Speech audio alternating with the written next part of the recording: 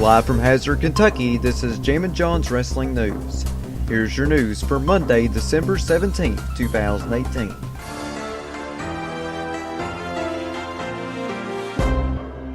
PWInsider.com is reporting that the decision to have Vince McMahon appear on Raw tonight came shortly before the announcement was made publicly. It appears that Vince's return forced WWE to change some plans with tonight's Raw broadcast. Mike Johnson of PWI noted the following: "From speaking to a number of wrestlers today, there's an expectation that another draft is going to be announced, but no one has specifically been told that it is indeed the plan." Now, Twitter account @WrestleVotes noted the following about tonight's Raw by saying on Twitter, "Tonight's Vince McMahon angle is legitimately intriguing. I've heard Vince really didn't want to come back to TV, so this shows signs of desperation. Is he really going to hit the reset button? Not sure, but Raw is in need of a facelift either way." Also, speaking of Vince McMahon, Dave Meltzer of F4WOnline.com discussed the "This is boring" chants from the fans during the Seth Rollins vs. Dean Ambrose Intercontinental Championship match last night at WWE TLC. Dave Meltzer said, "The interest level in the crowd was not with these guys. There is a lot of reasons that match didn't work. Vince McMahon was furious at it too." Meltzer said it could potentially affect future plans for both Rollins and Ambrose by saying, "Not a good thing for Seth because Seth's being groomed for big stuff. It's not a good thing for Dean because Dean is supposed to be a top heel." Former WWE writer Brian Maxwell Mann offered some free advice to Vince McMahon on how to shake things up with the quality of Monday Night Raw. Brian Maxwell Mann tweeted on Twitter, "Next time people give you an excuse for Raw's ratings, remember there's nothing stopping WWE from putting this man on TV." And he retweeted a photo of Matt Riddle. Brian Maxwell Mann followed this up with some more tweets. "By the way, there's a lot of ways WWE could change the way they produce programming to make a 3-hour show work. Here's a few.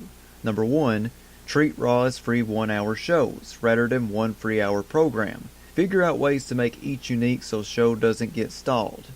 Number 2, assign specific writers to specific characters and programs. The most experienced ones are given the main event. Next hire is Intercontinental Championship and so forth. Number 3, have a showrunner who provides finishing touches and keeps a bird's eye view, but does not write, like Lauren does on Saturday Night Live. Number 4, rotate characters in and out, keeping the programming fresh and building anticipation. An example, Monday Night Football doesn't have the same 2 teams every week. Number 5, announce big segments and matches weeks out. Saturday Night Live reveals guest hosts way in advance. Number 6, finally and most importantly, trust the writers to a person. Everyone who I've met who worked on creative loved wrestling. You have to do that job." And while it may be good advice, I really don't think Vince McMahon is going to take it. Dave Meltzer of F4WOnline.com discussed the TLC match between Becky Lynch, Charlotte Flair, and Asuka from last night.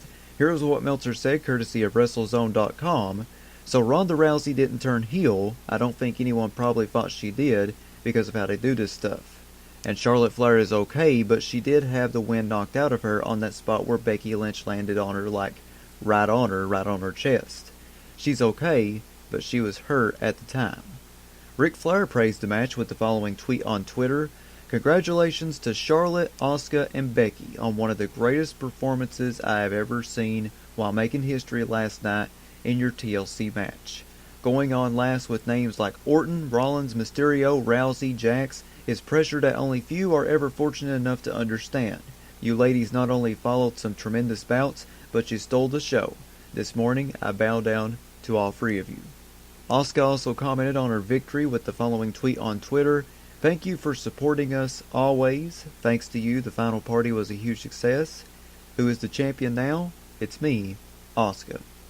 And finally, here on Jammin John's Wrestling News, in the latest episode of Being the Elite, a character that represented Triple H read the following letter from the Young Bucks: "Although this was a difficult decision, we watched an episode of Raw and saw that you guys did to the tag team division. I know in this business the saying goes, never say never, but for now we wish you the best in your future endeavors." The Bucks then superkicked the Triple H character, so they turned down the WWE offer. That is your news for Monday, December 17th, 2018. Check back here tomorrow for another Jammin John's Wrestling News Flash Briefing on Amazon Alexa devices, Spotify, YouTube, Stitcher, and iTunes. Follow me on Twitter at John Caldwell, JONCOLWELL. Follow me on Instagram, the Jammin John. If you'd like to sponsor Jammin John's wrestling news, or your wrestling promotion, want to get your next big event out for the awesome power of Amazon Alexa, you can email me, jzcaldwell@gmail.com. That's JZCOLWELL@gmail.com. Big shout out to Ryan Hurdle and Tony Nelson for subscribing to my Patreon. You too can subscribe to me by going to patreon.com/JamminJohn. I have free packages on there ranging from free to $7. Not a whole lot of money. I would really appreciate it if you supported me a little bit financially. Once again, that's patreon.com/JamminJohn. This is Jammin John saying thanks, goodbye, and I'll see you tomorrow.